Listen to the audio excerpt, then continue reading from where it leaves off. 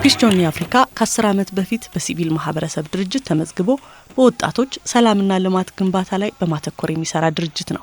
ድርጅቱ ከአፍሪካ ህብረት ጋር በመተባበር የሰላም ጉዞ በአፍሪካ የተሰኘ በርካታ ወጣቶችን በመያዝ ሰላምን በሀገሪቱ ለማስተዋወቅ ያለመ ጉዞ በማድረግ የሰላም ግንባታ ጉዳይን ወደ አፍሪካውያን ማህበረሰቦች ቀይ በማድረስ እንቅስቃሴውን ጀምሯል።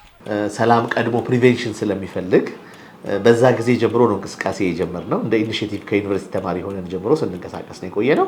እኛ ሜቶዳችን ይለያል። እንግዲህ አንዱ ትልቅ የሰራነው ስራ ከአፍሪካ ዩኒየን ጋር በመሆን ከፒስ ኤንድ ሴኩሪቲ ዲፓርትመንት አፍሪካ ዩኒየን ፒስ ኤንድ ሴኩሪቲ ዲፓርትመንት ጋር በመሆን የሰላም ጉዞ በአፍሪካ በሚል ወደ 19000 ኪሎ ሜትርን ያቋረጠ 11 ሀገራትን ያዳረሰ የመኪና የሰላም ጉዞ በማድረግ በየአገሩ የተለያዩ አክቲቪቲዎች በማድረግ የ2010 የሰላም አመት ብሎ አፍሪካ ዩኒየን ባወጀበት ጊዜ ጀምረን የሰላም ችቦን ከሀገር አገር እያያዝን በየአገሩ የሰላም ችቦን እያስለኮስን የፒስ ወኮች እያዘጋጀን ችግኞች የሰላም ምልክቶች እያልን በየአገሩ ችግኞችን እየተከልን ከህብረተሰቡ ጋር ስለ ሰላም እያስተዋወቅን በካራቫን ወጣቶች የአፍሪካ ወጣቶችን በጋራ በመሰብሰብ ከአዲስ አበባ ተነስተን እስከ ሳውዝ አፍሪካ ድረስ የተደረገ እግር ለእግር መንገድ ለመንገድ የተካሄደ የመኪና የሰላም ጉዞ በ2010 አዘጋጅተናል ማለት ነው።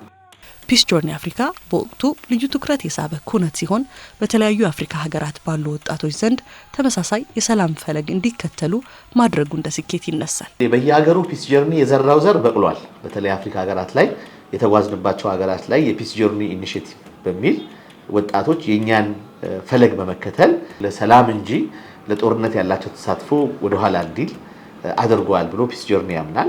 የኛንም ፈለግ ተከትለው በየአገሩ በሞዛምቢክ፣ በዚምባብዌ፣ በሳውዝ አፍሪካ፣ በኬንያ፣ በዩጋንዳ የተቋቋሙ የወጣቶች ኢኒሺዬቲቭ ከዛ ጊዜ ጀምሮ የተቋቋሙ አሁን በፓርላማ ሌቭል ሪኮግናይዝ የተደረጉ የወጣቶች ኢኒሺዬቲቮች አሉ።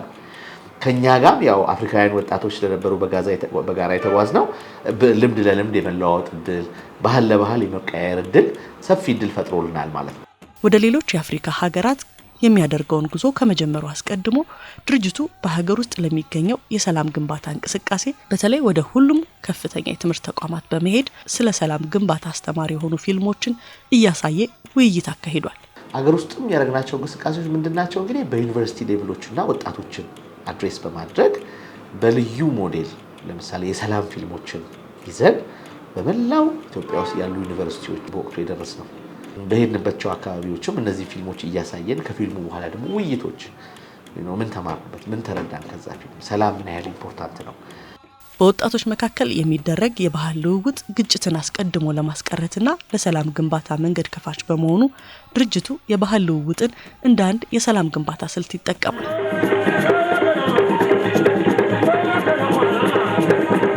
ባህል አንዱ ነገር ነው።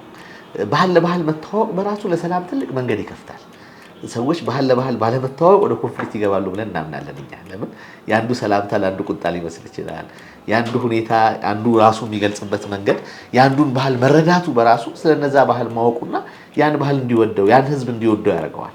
እርስ በርስ ግን የተለያየ ባህል ላይ ሆነው ከሩቅ በቁራኛ መታየት ብዙ ጊዜ መቀራረብን ካልፈጠርክ በስተቀር ሰላም አይኖርም ማለት። ሰላም አንዱ በባህል ልውውጥ ውስጥ የሚካሄድ ነው።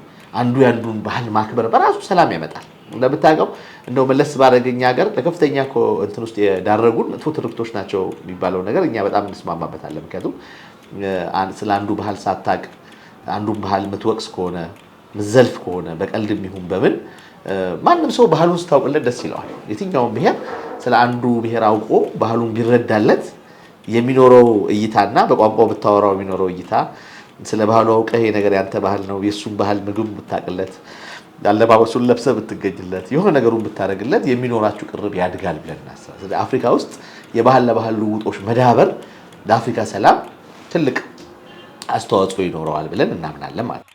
ፒስ ጆርኒ አፍሪካ የተለያዩ የማህበረሰብ ክፍሎችን ተደራሽ በማድረጉ ምክንያት በተለምዶ ከሚደረጉ የሰላም ጉባኤዎች በተለየ ሁኔታ የታችኞቹን የማህበረሰብ ክፍሎች በማግኘት ስለ ሰላም ያላቸውን ልዩ ግንዛቤ በመረዳት የልምድ ልውውጥ ማድረግም ችሏል። መኪና የሰላም ጉዞ ማድረግ ግን ኮሚኒቲውን እንድታገኝ ያደርጋል። ግራስሩት ሌቭል ያለው ህብረተሰብን ጋር እንድትደርስ ያደርጋል።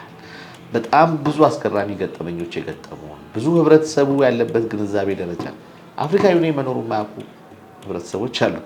ስለዚህ ቻርተር አጽድቀ ስለ አፍሪካ ዩኒየን ብታወራ አይሰራም።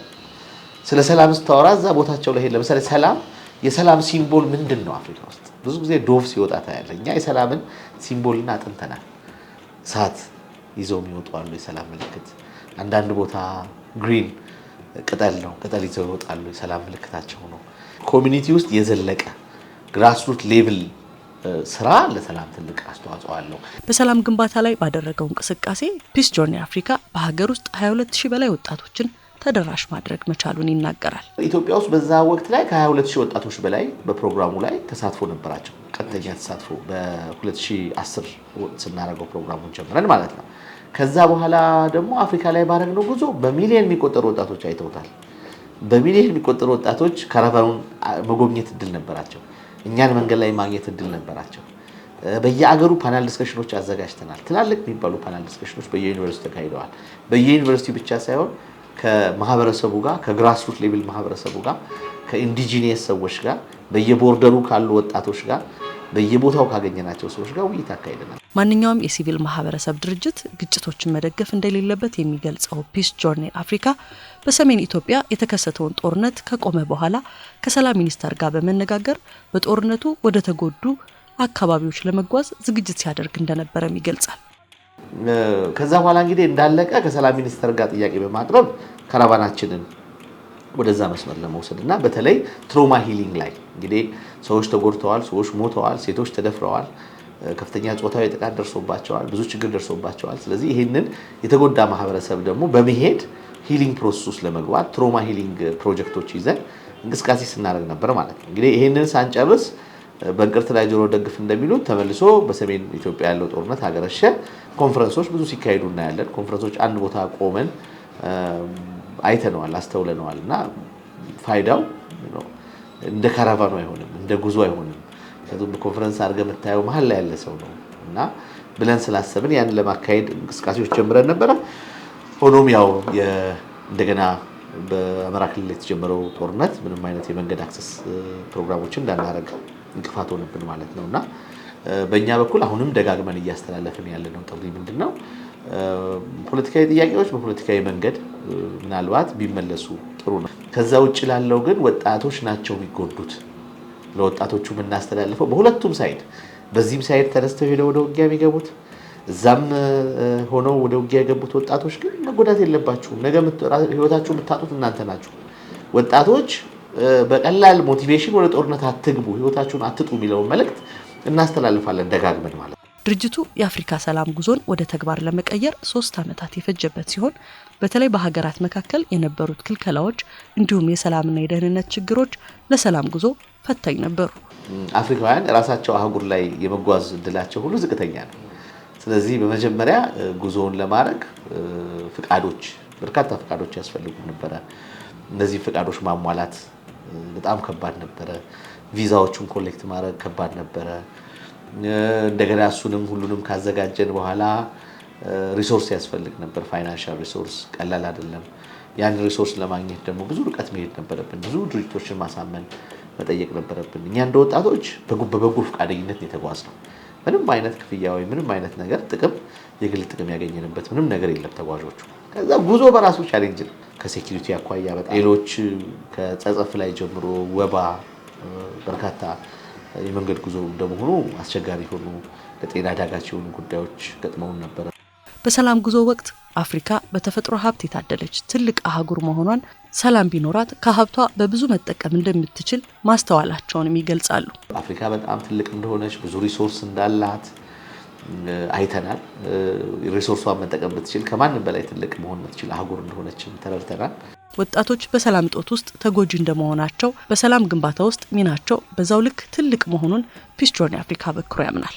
ትልቁ ሚና ይወጣው ምክንያቱም ፊውቸሩ የነሱ ነው። ዛሬ በሚደረግ ችግር ወይም አገር ላይ በሚመጣ ችግር ተጎጂ የሚሆኑትም እነሱ ናቸው።